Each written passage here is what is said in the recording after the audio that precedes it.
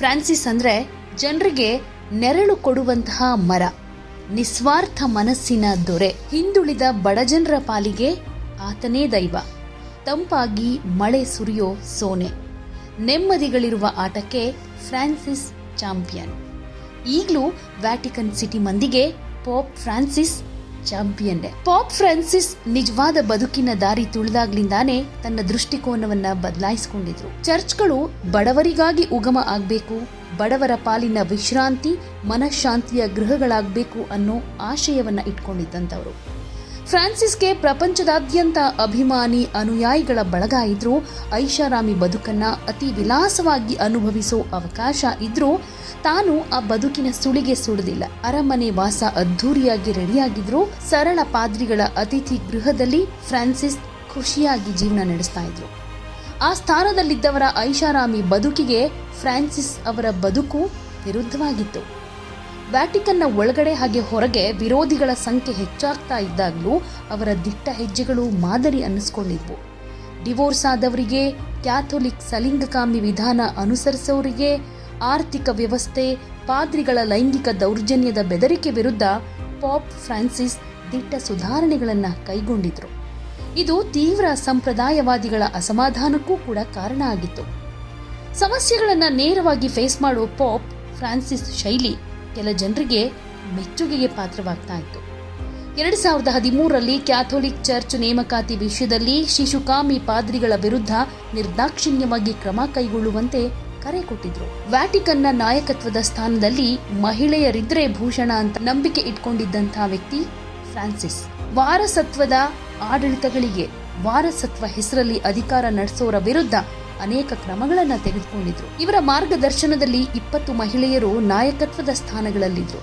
ಇನ್ನೂ ಆಶ್ಚರ್ಯ ಅಂತಂದ್ರೆ, ಈ ವರ್ಷದ ಆರಂಭದಲ್ಲಿ ಕ್ಯಾಥೋಲಿಕ್ ಚರ್ಚ್ನ ಎಲ್ಲಾ ಧಾರ್ಮಿಕ ಆದೇಶಗಳಿಗಂತಾನೆ ಜವಾಬ್ದಾರಿ ವಿಭಾಗದ ಮುಖ್ಯಸ್ಥರಾಗಿ ಮೊದಲ ಮಹಿಳೆ ಸಿಸ್ಟರ್ ಸಿಮೋನಾ ಬ್ರಾಂಬಿಲಾ ಅವರನ್ನ ನೇಮಕ ಮಾಡಿದ್ರು. ಇಡೀ ದೇಶದ ಆರ್ಥಿಕ ವ್ಯವಸ್ಥೆಯನ್ನ ಕದಲಿಸಿದ್ದ ಇಸ್ರೇಲ್ ಗಾಜಾ ಯುದ್ಧ ಹಾಗೆ ರಷ್ಯಾ ಯುಕ್ರೇನ್ ಯುದ್ಧದ ನಡುವೆ ಶಾಂತಿ ನೆಲೆಸಬೇಕು ಅಂತ ಫ್ರಾನ್ಸಿಸ್ ಪ್ರಯತ್ನಗಳನ್ನು ನಡೆಸಿದ್ರು.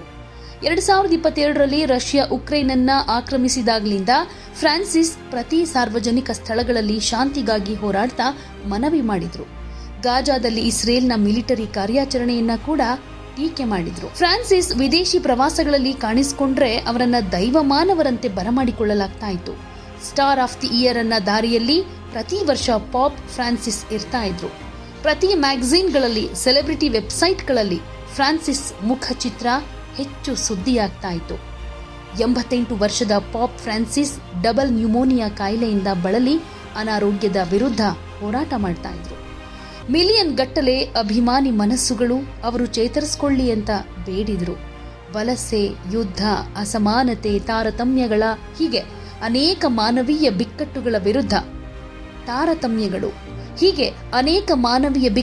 ವಿರುದ್ಧ ಧ್ವನಿ ಎತ್ತಿದ ಕಂಠ ಇಂದು ಮೂಕವಾಗ್ಬಿಟ್ಟಿದೆ.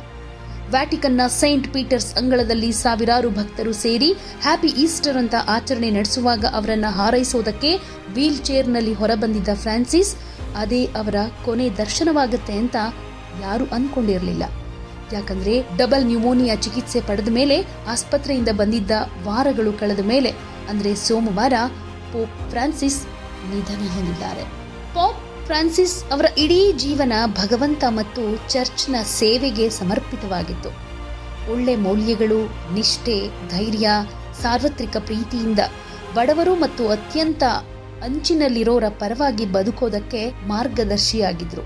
ಯೇಸುವಿನ ನಿಜವಾದ ಶಿಷ್ಯನಾಗಿ ಮಾದರಿ ಅನ್ನಿಸ್ಕೊಂಡಿದ್ರು. ಮಾರ್ಕ ವರದಿ ಪ್ರಕಾರ ಪಾಪ್ ಫ್ರಾನ್ಸಿಸ್ ನಿವ್ವಳ ಮೌಲ್ಯ ಎಷ್ಟಿತ್ತು ಅಂತ ಹೇಳಿದೆ. ಅದರ ಪ್ರಕಾರ ಪಾಪ್ ಫ್ರಾನ್ಸಿಸ್ ಉತ್ತಮ ಸಂಬಳವನ್ನ ಪಡಿತಾ ಇದ್ರು. ಅವರ ವೇತನ ತಿಂಗಳಿಗೆ $32,000 ಹೆಚ್ಚಿರಬೇಕು ಅಂತ ಹೇಳಿದ್ರು. ಅಂದಹಾಗೆ ಇವರು ಕ್ಯಾಥೋಲಿಕ್ ಚರ್ಚ್ನ ನಾಯಕರಾಗಿ ಅಧಿಕಾರ ವಹಿಸಿಕೊಂಡ ಮೇಲೆ ಎಲ್ಲಾ ರೀತಿಯ ಐಷಾರಾಮಿ ಮತ್ತು ಚರ್ಚ್ನ ವೇತನದಿಂದ ದೂರ ಉಳ್ಕೊಂಡಿದ್ರು. ಹೀಗಾಗಿ ಹುದ್ದೆ ಹೊಂದಿರೋರಿಗೆ ನಿಗದಿತ ತಿಂಗಳ ವೇತನವನ್ನ ಪಡೆಯುವುದಕ್ಕೆ ನಿರಾಕರಿಸಿದ್ರು ಅಂತ ವರದಿಯಾಗಿದೆ. ಹಣವನ್ನ ಸ್ವೀಕರಿಸುವ ಬದಲು ಪಾಪ್ ಅವರು ಜನಕಲ್ಯಾಣ ಉದ್ದೇಶಗಳಿಗಾಗಿ ದಾನ ಮಾಡೋದಾಗಿ, ಹಾಗೆ ಅದನ್ನ ಟ್ರಸ್ಟ್ನಲ್ಲಿ ಇರಿಸಲಾದ ಪ್ರತಿಷ್ಠಾನವನ್ನ ದಾನ ಮಾಡೋದಕ್ಕೆ ಅಥವಾ ಅದನ್ನ ಕುಟುಂಬದ ಸದಸ್ಯರಿಗೆ ವರ್ಗಾಯಿಸೋದಕ್ಕೆ ಬಳಕೆ ಮಾಡ್ಕೊಳ್ತಾ ಇದ್ರು. ಸೆಲೆಬ್ರಿಟಿ ನೆಟ್ವರ್ತ್ ಮಾಹಿತಿ ಪ್ರಕಾರ ಪಾಪ್ ಫ್ರಾನ್ಸಿಸ್ ಆಗಿ ಅವರು ತಮ್ಮ ಸಂಬಳವನ್ನ ಬಿಟ್ಟಿದ್ರಿಂದ ಅವರ ನಿವ್ವಳ ಮೌಲ್ಯ $100 ಆಗಿತ್ತು ಅಂತ ತಿಳಿದಿದೆ. ಪಾಪ್ ಫ್ರಾನ್ಸಿಸ್ ಡಿಸೆಂಬರ್ 17, 1936ರಂದು ಬ್ಯೂನಸ್ ಐರಿಸ್ನ ನೆರೆಹೊರೆಯ ಫ್ಲೋರೆಸ್ನಲ್ಲಿ ಮಾರಿಯೋ ಜೋಸ್ ಬರ್ಗೋಗ್ಲಿಯೋ ಹಾಗೆ ರೆಜಿನಾ ಮರಿಯಾ ಸಿವೋರಿ ದಂಪತಿಗೆ ಜನಿಸಿದ್ದು. 1969ರಲ್ಲಿ ಕ್ಯಾಥೋಲಿಕ್ ಪಾದ್ರಿಯಾಗಿ ನೇಮಕವಾಗ್ತಾರೆ. ಪಾಪ್ ಬೆನೆಡಿಕ್ಟ್ 16, ಫೆಬ್ರವರಿ 28, 2013ರಂದು ರಾಜೀನಾಮೆ ಕೊಟ್ಟ ಮೇಲೆ ಪಾಪ್ ಸಭೆ ಸೇರಿ ಮಾರ್ಚ್ 13ರಂದು ಕಾರ್ಡಿನಲ್ ಬರ್ಗೋಗ್ಲಿಯೋ ಅವರನ್ನ ಹೊಸ ಪೋಪ್ ಆಗಿ ಆಯ್ಕೆ ಮಾಡುತ್ತೆ. ಅವರು ಅಸ್ಸಿಸಿಯ ಸಂತ ಫ್ರಾನ್ಸಿಸ್ ಅವರಿಗೆ ಗೌರವ ಸಲ್ಲಿಸೋದಕ್ಕೆ ಫ್ರಾನ್ಸಿಸ್ ಅನ್ನ ಹೆಸರನ್ನ ಪಡೆದುಕೊಳ್ತಾರೆ. ಮೌಲ್ಯಯುತ ನಿಷ್ಠೆ, ಧೈರ್ಯ, ಸರ್ವರನ್ನೂ ಪ್ರೀತಿಯಿಂದ ಕಾಣೋ ಪಾಠವನ್ನ ಅವರು ಕಲಿಸಿದ್ರು. ವಿಶೇಷವಾಗಿ ಬಡವರು, ಸಂಕಷ್ಟದಲ್ಲಿರೋರ ಪರವಾಗಿ ಬದುಕೋದನ್ನ ಹೇಳ್ಕೊಟ್ಟಿದ್ರು. 25 ವರ್ಷಗಳಾದ್ಮೇಲೆ ಅವರು ಸ್ಪ್ರಿಂಗ್ ಡೇ ಆಚರಿಸೋದಕ್ಕೆ ಹೋಗ್ತಿದ್ದಾಗ ಪಾದ್ರಿಯಾಗೋದಕ್ಕೆ ಸ್ಫೂರ್ತಿ ಪಡೆದುಕೊಳ್ತಾರೆ. ಹಾಗೆ ಆಗ್ಲಿಂದ ಅವರ ಜೀವನ ಸಂಪೂರ್ಣವಾಗಿ ಬದಲಾಗುತ್ತೆ. ಈಗ ಪಾಪ್ ಹುದ್ದೆ ಖಾಲಿಯಾಗಿರುವುದರಿಂದ ಕ್ಯಾಥೋಲಿಕ್ ಚರ್ಚ್ ಗಂಭೀರ ಮತ್ತು ಐತಿಹಾಸಿಕ ಪರಿವರ್ತನೆಯ ಹೊಸ ಅವಧಿ ಶುರುವಾಗುತ್ತೆ. ಹೊಸ ಪೋಪ್ ಆಯ್ಕೆ ಮೇಲ್ವಿಚಾರಣೆಯನ್ನ ಕಾರ್ಡಿನಲ್ಸ್ ಕಾಲೇಜು ವಹಿಸಿಕೊಳ್ಳುತ್ತೆ. ರೋಮ್ನಲ್ಲಿ ಕಾನ್ಕ್ಲೇವ್ ಅಂತ ಕರೆಯಲ್ಪಡೋ ರಹಸ್ಯ ಸಭೆಗಾಗಿ ಎಲ್ಲರೂ ಸೇರ್ತಾರೆ. 80 ವರ್ಷಕ್ಕಿಂತ ಕಮ್ಮಿ ವಯಸ್ಸಿನವರು ಇಲ್ಲಿ ಮತದಾನ ಮಾಡ್ತಾರೆ. ಅದರಲ್ಲೂ ಕಾರ್ಡಿನಲ್ಸ್ ಮಾತ್ರ ಈ ಅರ್ಹತೆಯನ್ನ ಹೊಂದಿರ್ತಾರೆ. ಈ ಸಭೆಯಲ್ಲಿ 120ಕ್ಕೂ ಹೆಚ್ಚು ಕಾರ್ಡಿನಲ್ಸ್ಗಳಿದ್ದಾರೆ. ಭಾರತದಿಂದ ಕೂಡ ಒಬ್ಬರಿದ್ದಾರೆ. ಆದರೆ ಪೋಪ್ಗಳು ತಮ್ಮ ವಿವೇಚನೆಯಿಂದ ಈ ಸಂಖ್ಯೆಯನ್ನ ಮೀರಬಹುದು. ಸಿಸ್ಟೀನ್ ಚಾಪೆಲ್ನಲ್ಲಿ ನಡೆಯೋ ಈ ಸಮಾವೇಶ ಕಟ್ಟುನಿಟ್ಟಾದ ಗೌಪ್ಯತೆ ಅಡಿಯಲ್ಲಿ ನಡೆಯುತ್ತೆ. ಮತದಾನದ ಪ್ರಕ್ರಿಯೆಯಲ್ಲಿ ಚರ್ಚೆ ಮಾಡಿದ ಅಥವಾ ನಿರ್ಧಾರ ಮಾಡಿದ ಯಾವುದನ್ನು ಕೂಡ ಬಹಿರಂಗ ಮಾಡೋದಿಲ್ಲ. ಯಾವುದೇ ಅಭ್ಯರ್ಥಿ ಗೆಲ್ಲದೆ ಇದ್ರೆ ಮತಪತ್ರಗಳನ್ನ ಸುಡಲಾಗುತ್ತೆ. ಇದರಿಂದ ಬರೋ ಹೊಗೆಯಿಂದ ಅರ್ಥ ಮಾಡ್ಕೊಳ್ಬೇಕು, ಕಪ್ಪು ಹೊಗೆ ಬಂದ್ರೆ ಮತದಾನ ಫೇಲ್ಯೂರ್ ಆಗಿದೆ, ಬಿಳಿ ಹೊಗೆ ಬಂದ್ರೆ ಹೊಸ ಪೋಪ್ ಆಯ್ಕೆಯಾಗಿದ್ದಾನೆ ಅನ್ನೋ ಅರ್ಥ. ಇದು ತಕ್ಷಣವೇ ಆಗುವಂತದ್ದಲ್ಲ, ಒಂದಷ್ಟು ದಿನಗಳ ಸಮಯ ಕೂಡ ಹಿಡಿಯುತ್ತೆ.